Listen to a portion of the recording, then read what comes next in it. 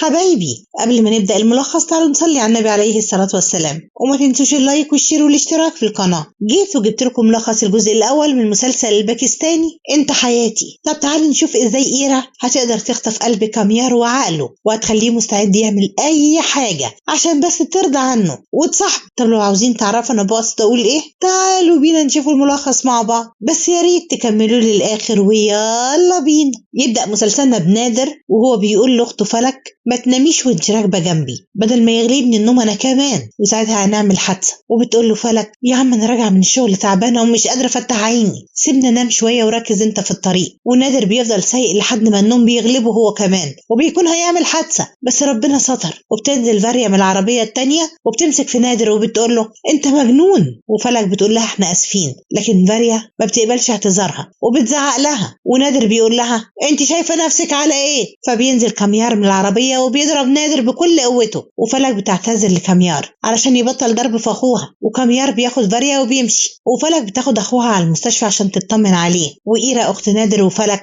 بتروح على المستشفى وبتسأل نادر اخباره ايه، وبيقول لها نادر انا بخير ما تقلقيش. وبتسأل إيرا فلك مين اللي عمل فيه كده، وفلك بتقول لها ما اعرفش، كانوا 2 مجانين لكن احنا اللي غلطانين. وإيرا بتقول لها ايا كان اللي حصل ما كانش ينفع يضرب نادر بالشكل ده، وبكره انا هروح على اسم الشرطه واقدم شكوى ضده. ونادر بيقول لها بلاش مشاكل لان واضح من العربيه اللي كانوا راكبينها انهم ناس واصلين قوي. وإيرا بتقول له ايا كان لازم ياخد عقابه عشان ما يفكرش ان هو يعمل كده مع اي حد تاني. وهنا بتظهر فيرا وهي وكاميار وهما بيرقصوا في الكازينو ده مع اصحابهم. وبتتضايق فاريا لما بتشوف عالية بترقص مع كاميار وبتروح تقول لها يلا يا ماما يومك خلص ارجعي على بيتكم بقى. فبتبعد عالية عن كاميار شوية، ولما فاريا بتروح لاصحابها بترجع عالية لكاميار تاني وبتسأله انت عاوز نمشي، وكاميار بيقول لها لا. فبتفضل عالية ترقص معاه وبتتضايق فاريا جدا لما بتشوفها تاني وبتروح تقول لكاميار البنت دي لو ما مشيتش دلوقتي حالا انا اللي همشي. وكاميار بيقول لها مع السلامة حبيبتي. وفاريا بتتصدم من رده وبتمشي وهي متضايقة جدا. وكاميار بيفضل يرقص مع عالية وبيكون ولا في دماغه اي حاجة. وفي العربية عالية بتقول لكاميار هنتقابل تاني امتى، وكاميار بيقول لها مش هنتقابل تاني. وعالية بتقول له صحيح انت ما خدتش رقمي هتقابلني تاني ازاي؟ وكاميار بيقول لها انا مش عايزه. وعالية بتستغرب جدا وبتقول له ده انت من شوية سبت حبيبتك عشاني، ليه بتتعامل معايا بالبرود ده؟ وكاميار بيقول لها اولا هي مش حبيبتي، ثانيا الحفلة خلصت وكل واحد مننا يروح لطريقه. وعالية بتقول له تصدق ان انت شخص عديم الحياء، وبتسيبه وتمشي. وفاريا بتوصل على بيتها وبتكون مش طايقه نفسها بسبب اللي كاميار عمله معاها ده. وجنيد بابا فاريا بيرجع من بره وبيسلم على بنته وبيسالها مالك انت اتخانقتي مع كاميار تاني ولا ايه؟ وفاريا بتقول له هي خناقات كاميار دي بتخلص ابدا؟ وبتقول له انا اشتقت لماما قوي يا بابا. وبيقول لها باباها مامتك خرجت من حياتنا للابد وبعدين انا مش مخلي في حاجه ناقصاكي صح ولا ايه؟ وبتقول له فاريا جبر خواطر يعني. صح يا بابا. وهنا بيرجع كاميار على بيته وبيلاقي جدته لسه صاحيه وبتكون بتصلي، فبيتكسف من نفسه جدا لانه سكران وبيطلع على اوضته. وتاني يوم الجدة الصبح على الفطار بتقول لسهيل بابا كاميار زمان باباك في بداية السنة كان بيروح يتصدق مش بيروح يسهر طول الليل في الحفلات ويبعزق في فلوسه. وسهيل بيقول لها العالم اتغير يا أمي. وبتقول لها مرات ابنها إن الشغل دلوقتي كبر ومحتاجين نفصل عشان نقدر نواصل. وبتقول له الجدة يا ريت تهتموا بابنكم كاميار شوية زي ما بتهتموا بشغلكم كده بدل ما انتوا سايبينه طايح في الدنيا كده لوحده. وبتقوم وبتسيبهم وفاريا بتروح على بيت كاميار وبترحب مامة كاميار بيها قوي وبتقول لها كاميار فوق اطلعي له. وفاريا بتطلع وبتدخل على كاميار وبتلاقيه ماسك موبايله وبيتفرج على صور البنات وبتقول له انا جيت على فكرة. وكاميار بيقول لها اهلا وسهلا وبيسألها تعرفي البنت دي؟ ففاريا بتبص له بدهشة كده وبتقول له لا ده انت مفيش خالص. وكاميار بيقول لها ما تحسسنيش انك اول مرة تعرفيني. وفاريا بتقول له احيانا بحس انك ما عندكش قلب. وكاميار بيقول لها انا فعلا كده، عشان كده عاوزك تعرفي ان مفيش بينا اي حاجة غير الصداقة وبس، ويا عالم هنكمل فيها كمان مع بعض ولا لا. وطبعا فاريا ما بتلاقيش كلام ترد بيه عليه. وهنا عرفان بيسأل نادر ابنه عامل ايه دلوقتي، ونادر بيقول له احسن شوية لكن الضرب لسه مأثر على وداني ومعدتي كمان. وبتقول إيرا لباباها احنا كان لازم نبلغ الشرطة. وباباها بيقول لها اياكي لان زي ما الشخص اللي ضرب اخوكي غلطان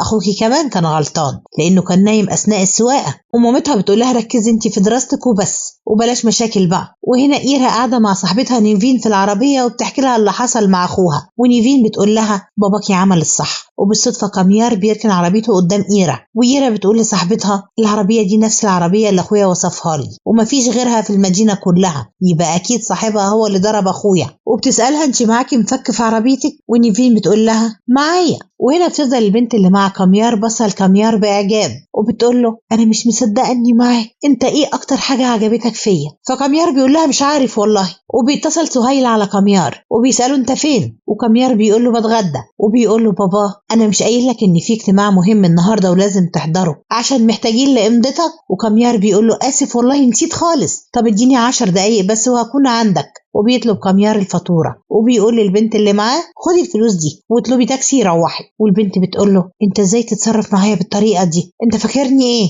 فكاميار بيقول لها بقول لك ايه، ما تعيشيش الدور قوي كده لان كلكم بقيتوا ممثلين وشبه بعض وللاسف ما فيكوش حد مختلف. بتقول له البنت تصدق بقى ان انت شخص وقح. وكاميار بيقول لها عارف وبيسيبها ويمشي. وبيتصدم كاميار لما بيلاقي عربيته متشخبط عليها بالاكلادور كده والكاوتش بتاعها نايم، وبيبص يلاقي إيرا واقفة وبتبص له بغضب. فبيروح يقول لها انت اللي عملتي في عربيتي كده؟ وإيرا بتقول له ايوه انا اللي عملت كده. وكاميار بيتضايق جدا وبيقول لها انت مجنونه يا بنتي، انا كنت رايح اجتماع مهم وكده هتاخر عليه، وبعدين انت تعرفي تمن العربيه دي كام؟ وإيرا بتقول له عيب عليك لما تتباهى بسعر عربيتك وبلدك فيها اكتر من 40% من الاطفال بيعانوا من سوء التغذيه. وبيقول لها كاميار عواقب اللي انت عملتيه ده هتكون وخيمه. وإيرا بتقول له وانت كمان كان لازم تفكر في عواقب اللي انت عملته قبل ما تضرب اخويا. وكاميار بيقول لها هو اللي انا ضربته ده كان اخوكي؟ طب احمدي ربنا بقى انه لسه عايش، وخليكي عارفه ان اللي انت عملتيه ده مش هيعدي بالسهل ابدا. وإيرا بتقول له اعلى ما في خيلك اركبه بس اوعى تقع، وبتسيبه وتمشي. وكاميار بيرجع على البيت وبيفضل يفكر في إيرا. هما الشباب كده يلزقوا. وسهيل بيدخل عليه وبيقول له ينفع اللي انت عملته النهارده ده؟ وكاميار بيقول له اسف والله حصلت مشكله معايا ومعرفتش اجي. وبابا ما بيرضاش يضايقه لما بيشوفه متضايق كده وبيقول له طب انزل يلا عشان تتعشى معانا. وكاميار بينزل يتعشى مع باباه ومامته. وبيتضايق كاميار من طريقه نقاش باباه ومامته مع بعض وبيقول لهم علشان كده انا ما بحبش اتواجد معاكم في اي مكان. فبيسالوه انت ايه مشكلتك النهارده؟ وكاميار بيقول لهم ولا حاجه وبيقوم يطلع على اوضته تاني. وهنا بتحكي إيرا لاختها اللي عملته في كاميار وبتكون مبسوطه قوي. وبيطلع نادر وبيقول لهم انزلوا كلموا بابا عاوزكم تحت. وبيلاقوا باباهم جايب لهم عربيه هديه وبيطيروا من السعاده وبيشكروا باباهم جدا وبيطلعوا عشان يتعشوا سوا بره. ومرات عرفان بتصحي بناتها وبتقول لهم الحقوني بسرعه باباكم تعبان جدا. وبينزلوا جري وبيسندوا باباهم عشان ياخدوه على المستشفى، لكن بيتفاجئوا بكاميار مولع لهم في عربيتهم قدام البيت. وبتروح إيرا الكاميار وبتضربه بالقلم وبتقول له اديني مفاتيح عربيتك بسرعه يا غبي. فكاميار بيديها مفاتيح العربيه من غير ولا كلمه وبياخدوا باباهم على المستشفى بسرعه. والدكتور بيفحص بابا إيرا وبيطمنهم عليه. وبتروح فلك مع الدكتور وبتساله وضع يا بابا ايه؟ وبيقول لها الدكتور هو بيعاني من ذبحه صدريه قبل كده. وفلك بتقول له ايوه لكن بياخد لها علاج. والدكتور بيقول لها طب اطمني احنا عملنا معاه اللازم ولما حالته تستقر هنكتب له على خروج. وبتكون إيرا قاعده بتعيط وبتتفاجئ بكاميار داخل عليها وبتقول له بغضب انت ايه اللي جابك هنا وعرفت مكاننا منين؟ كاميار بيقول لها عربيتي فيها جهاز تعقب. وبترجع له إيرا مفاتيح العربيه وبتقول له احسن لك بقى ما تخلينيش اشوف وشك تاني في اي مكان. وهنا بتسال الجده كاميار مالك؟ وبيقول لها في بنت ضربتني بالقلم النهارده ومن ساعتها وانا حاسس ان مخي ومشاعري وقفوا عن التفكير، بس مش عارف ليه انا ما انتقمتش منها ولا حتى غضبت من اللي هي عملته فيا. وجدته بتقول له مش شرط كل معركه تفوز فيها وبعدين هتستفاد ايه لما تنتقم من واحده ست. وهنا بيدخل عامل النظافه وبيقول لإيرا مفاتيح العربيه دي تخصكم. وإيرا بتقول له لا روح اعمل فيها اللي انت عاوزه. وبتسأل فلك إيرا هي ايه الحكاية؟ وإيرا بتقول لها دي مفاتيح العربية بتاعت الشاب اللي ولع في عربيتنا، رمتها له في وشه وشكله كده سابها ومشي. وفلك بتقول لها انا مش قلت لك بلاش مشاكل معاه من البداية؟ وإيرا بتقول لها هو انا لسه عملت مشاكل؟ اصبري عليا بس لحد بابا ما يخرج من هنا بالسلامة واطمن عليه. وهنا مامة كاميار بتقول للخدامة طلعي كاميار القهوة في اوضته. فالجدة بتقول لها كاميار خرج من بدري. وبتسألها الأم هو راح على فين؟ وجدته بتقول لها لما يجي يختم اسأليه بنفسك. بتسأليني أنا ليه؟ وبيكون كاميار موجود في معرض عربيات علشان يشتري عربية لإيرا بدل العربية اللي هو حرقها. وهنا الدكتور بيقول لإيرا واختها الحمد لله نتائج الفحص بتاعت باباكو طلعت كويسة جدا وكده تقدروا تاخدوه على البيت خلاص، لكن لازم الأول تظبطوا أكله. وبيشتري كاميار العربية من صاحب المعرض وبيروح كاميار على المستشفى وبيعتذر لإيرا لكن ما بتقبلش اعتذاره. انتظاره. فبيسأل عرفان إيرا مين ده، وإيرا بتقوله ده يبقى نفس الشخص اللي حرق عربيتنا امبارح. وعرفان بيتعصب على كاميار، وكاميار بيعتذر له وبيقول له انا جبت لكم عربيه بدل اللي انا حرقتها، وبيترجى ان هو يسامحه. وعرفان بيقول له هو انت فاكر انك تقدر تشترينا بفلوسك؟ انا هرفع قضيه ضدك. وإيرا بتقول لباباها روح انت استريح في عربيتك يا بابا وسيب لي انا الموضوع ده. وكاميار بيقول لإيرا انا كنت عارف ان قلبك ابيض وهتسامحيني، وبيمد لها ايده بالمفاتيح. وإيرا بتقول له لولا وضع بابا كنت ضربتك كمان قلم. وبتحذره وبتقول له مفاتيح عربيتك هتلاقيها مع عامل النظافه، لاني ما استنضفش ان انا احتفظ بيها معايا، وبالنسبه للعربيه اللي انت اشتريتها دي احتفظ بيها لنفسك يمكن تنفعك في وقت عوزه. وبتسيبه وبتمشي. وفي البيت إيرا بتقول لباباها انت زعلان مني؟ وباباها بيقول لها انا مش قلتلك بلاش مشاكل معاهم؟ وبتقول له إيرا ايوه يا بابا انا بس نيمت له كاوتش عربيته. وباباها بيقول لها الشباب اللي من النوع ده بيكونوا متهورين وتجاهلنا لهم افضل حاجه. فإيرا بتقول له طب وعربيتنا اللي حرقها دي بقى؟ باباها بيقول لها انا اتصدقت بيها عنكم ويا ريت بلاش مشاكل مع الشخص ده تاني. وإيرا بتقول له حاضر يا بابا. وهنا فلك بتدخل على إيرا الأوضة وبتسألها مالك في إيه؟ وإيرا بتقول لها متضايقة لأن بابا طلب مني ما أعملش مشاكل مع الشاب اللي اسمه كاميار ده تاني. وفلك بتقول لها بابا معاه حق ولازم تسمعي كلامه، لاني اتحققت من الملف الشخصي بتاع الشاب ده على الانستا وعرفت انه غني جدا وحواليه بنات كتير وتجنبه افضل حاجه. وهنا فيريا بتلاقي كاميار قاعد مع نفسه وبيكون باله مشغول خالص، وبتروح تساله مالك؟ وكاميار بيقول لها خليكي في حالك وما تتدخليش في حياتي تاني، وبيمشي ويسيبها. فبتتصل فيريا على مامة كاميار وبتسالها هو كاميار ماله اليومين دول؟ هو مش طبيعي كده ليه؟ ومامة كاميار بتقول لها معاكي حق هو فعلا متغير بقاله كام يوم لكن مش عارفه السبب. عموما انا هبقى اتكلم معاه واطمنك. وبيكون كاميار واقف في البلكونه وبيفكر في إيرا، ومامته بتدخل عليه وبتساله مالك؟ وكاميار بيقول لها مش عارف، لكن حتى لو عارف صدقيني برضو مش هقولك. ومامته بتقول له انت ليه بقيت بتتصرف بطريقه غريبه كده؟ وبتعرفوا ان فاريا كلمتها. وكاميار بيقول لها طالما انت جايه تساليني بسبب ان فاريا هي اللي كلمتك يبقى روحي اساليها هي وخليها هي اللي تجاوبك. وهنا سهيل بيسأل كاميار انت ليه سحبت النهارده 4 مليون من الحساب؟ وكاميار بيقول له اشتريت بيهم عربيه. وبابا بيقول له طب وهي فين العربيه دي؟ وكاميار بيقول له هبقى اقول لك بعدين لاني ماليش مزاج اتكلم دلوقتي. وبابا بيتعصب عليه وبيقول انا مش عارف مين فينا اللي بابا التاني، انا اتخنقت. وإيرا بتكون طالبة في كلية الطب وأثناء محاضراتها بتشوف كاميار واقف على الباب وبتتصدم وبتعمل صوت بيضايق الدكتور. والدكتور بيسأل في إيه؟ وإيرا بتعتذر له وصاحبتها بتقول له أصلها شافت صرصار. والدكتور بيقول لها مش عيب عليكي لما خلاص هتبقي دكتور وبتخافي من الصرصار؟ وإيرا بتعتذر له مرة تانية وبيعدي الموقف. وهنا بتكون إيرا قاعدة مع صاحبتها وبتحكي لها عن كاميار وبتقول لها أنا بحس إني عايزة أخنقه أول ما بشوفه. وبيظهر كاميار قدامها وبيقول لها رقبتي أهي اعملي فيا اللي أنت عايزاه. فإيرا بتتعصب عليه وتقول له انت مجنون ولا ايه؟ وبتطلب منه يمشي بعيد عنها. وكاميار بيقول لها انت عندك حبيب؟ وإيرا بتقول له انت شايف نفسك مين عشان اجاوبك؟ وكاميار بيقول لها بصراحه بقى انا وقعت في حبك وعلى الرغم من ان اي واحده بتتمناني الا اني مش عايز غيرك انت وعندي استعداد استناكي العمر كله. وإيرا بتقول له خليك مستني بقى وبتاخد صاحبتها وبتسيبه وتمشي. وهنا إيرا بتتصل على اختها فلك وبتقول لها كاميار جالي الجامعه وفضل يتكلم معايا كلام فاضي وانا مش عارفه اعمل ايه. ففلك اختها بتقول لها ما تعمليش حاجه وانا هبعت لك نادر ياخدك على البيت وبالليل هنبقى نتكلم في الموضوع ده. وبيروح نادر ياخد إيرا لكن بيقطع كاميار الطريق عليهم وبتنزل إيرا تزعله علشان يوسع من طريقهم. وكاميار بيفضل يعتذر لها وبيترجاها انها تسامحه وتوافق انهم يكونوا اصحاب. وإيرا بتقول له ده انت بجح قوي ازاي عايزنا نكون اصحاب بالبساطه دي بعد كل اللي انت عملته؟ وكاميار بيقول لنادر مش انا ضربتك وعشان كده اختك غضبانه مني؟ يلا اتفضل انا قدامك اهو خد حقك مني. وطبعا نادر ما بيصدق وبيفضل يضرب فيه وإيرا ما بيكونش عارفه تحوشهم من بعض. وهنا بيروح كاميار على المستشفى والممرضه بتعالج جروحه وبيسمع كاميار الممرضه بتتكلم مع حد في التليفون عن الراتب بتاعها وبتقول له انها مش هتعرف تاخده النهارده ولما ترجع على البيت هيبقوا يتكلموا. وكاميار بيسأل الممرضه هو انت عايزه الراتب بتاعك عشان تدفعي ايجار البيت صح؟ فالممرضه بتقول له يا ريت هتيجي على الايجار وبس، ده انا كمان عايزه ادفع مصاريف المدرسه بتاعه الولاد وعاوزه اشتري اكل للبيت. واصحاب المستشفى ما بيدوناش الرواتب في مواعيدها ومش على بالهم اي حاجه لانهم ما بيحسوش بالفقراء اللي زينا. فكاميار بيديها فلوس تغطي احتياجاتها وزياده والممرضه بتفرح قوي وبتشكره وبتساله تحب اقدم لك ايه في المقابل؟ وكاميار بيقول لها ولا حاجه يكفي انك عالجتي جروحي. والممرضه بتفضل تدعي له بتقول له انا عمري ما هنسالك المعروف ده ابدا ولو احتجتني في اي خدمه انا تحت امرك.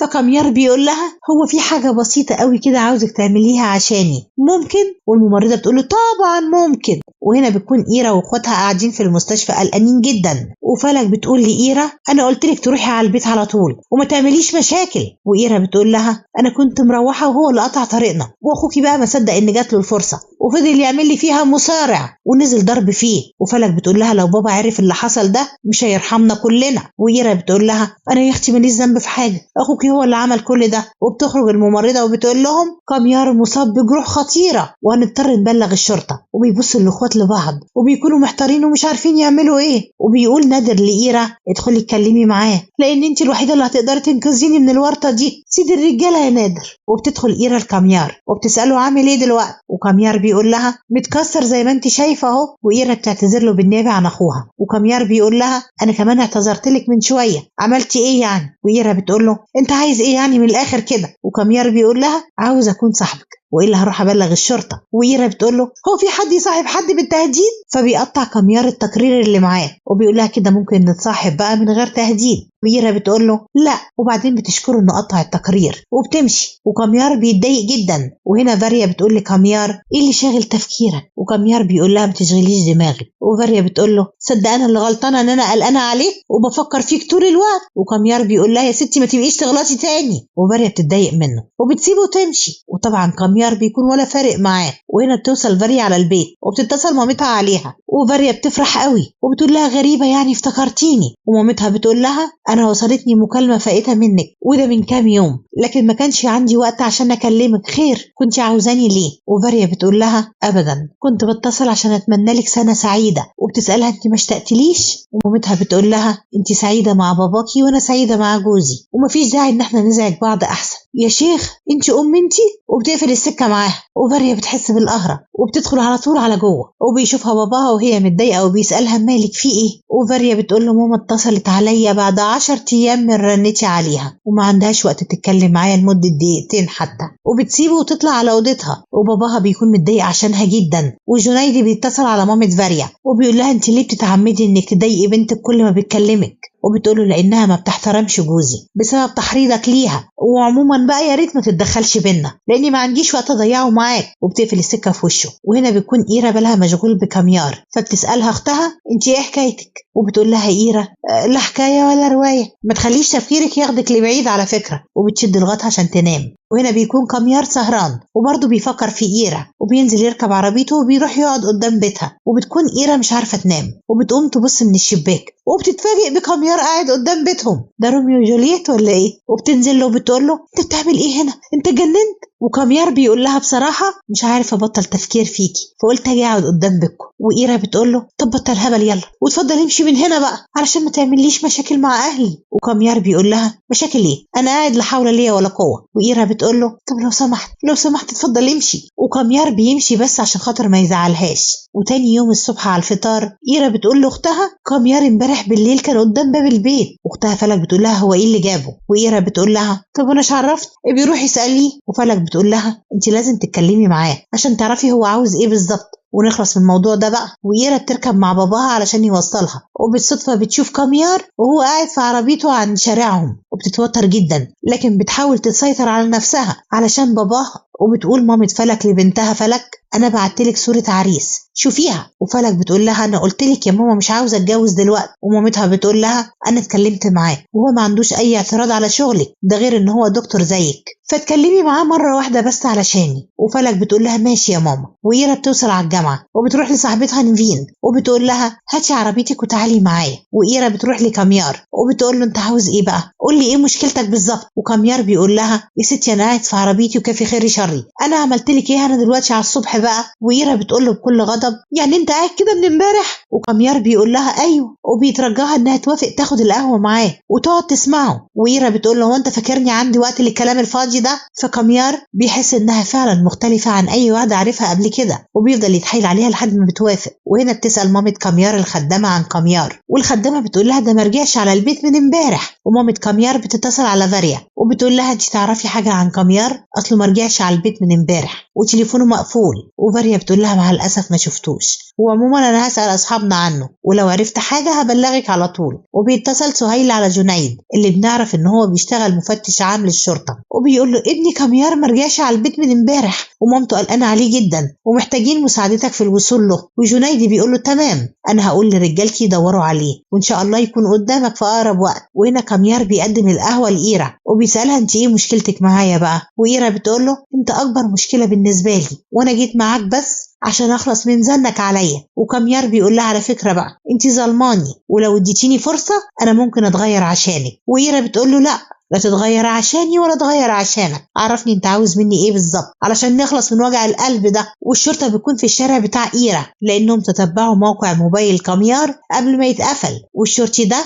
بيوري 2 من اهل الحي صورة كاميار وبيسألوهم عنه. والشخص ده بيقول له انا شفته واقف هنا امبارح والصبح شفته مع بنت دكتور عرفان ومن كام يوم كمان حرق لهم عربيتهم. وبيقول المفتش للشرطي هات لي الدكتور على الاسم وهات لي بنته كمان لو لقيتها. وهنا إيرا بتقول لكاميار اهو انا جيت خدت قهوتي معاك زي ما طلبت وسمعتك، ممكن تخرج من حياتي بقى وما تورينيش وشك تاني؟ وكاميار بيقول لها لا طبعا مش ممكن ابدا. وفلك بتتصل على إيرا وبتعرفها انهم في اسم الشرطة بسبب كاميار، وإيرا بتبص لكاميار بغضب. وهنا بيقول عرفان للمفتش احنا ما بنعرفش حاجة عن كاميار واللي انتوا بتعملوه معانا ده غلط وغلط كبير قوي. وبيدخل كاميار ومعاه إيرا وبيسأل عرفان بنته انت كنت بتعملي ايه مع الشخص ده؟ وبيقول كاميار للمفتش انت ليه استدعيتهم؟ والمفتش بيقول له لان اهلك كانوا قلقانين عليك واتصلوا على المفتش العام عشان يدور عليك. وكاميار بيقول له طب اعتذر لهم وخليهم يمشوا لانهم مالهمش ذنب في اختفائي، ولو عاوز تقدم شكوى ضد حد قدم شكوى ضدي انا لان انا اللي حرقت لهم عربيتهم. وبيعتذر المفتش لبابا إيرا وبيقول له خد بناتك وامشي. وإيرا وهي ماشيه بتبص لكاميار بغضب،